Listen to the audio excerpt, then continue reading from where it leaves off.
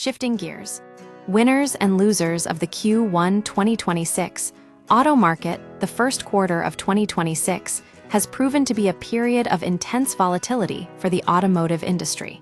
Two major macroeconomic forces have collided to reshape consumer behavior: the elimination of federal EV tax credits last autumn and surging gasoline prices driven by geopolitical tensions in the Middle East.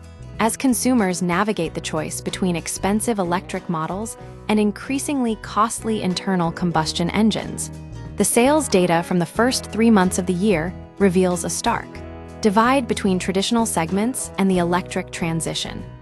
Nissan.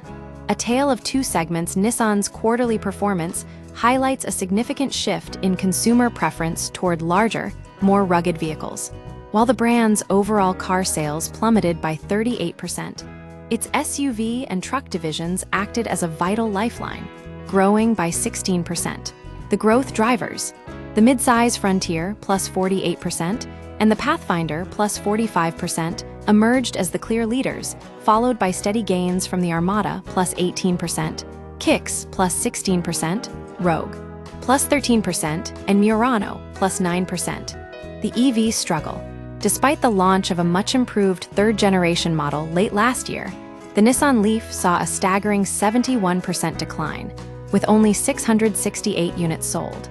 This divergence suggests that while Nissan is successfully capitalizing on the demand for versatile utility vehicles, its early foray into the EV market is struggling to find momentum in a post-subsidy landscape.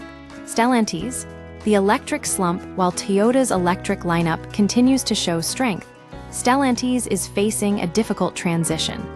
The company's electric vehicle portfolio saw a massive contraction across the board this quarter. Jeep Wagoneer S.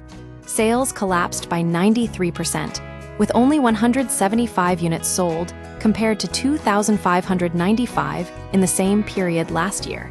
Dodge Charger Daytona. This model saw an 88% decline, 240 units. Interestingly, this drop is partially offset by the continued popularity of the gas-powered Charger, which moved 1,672 units.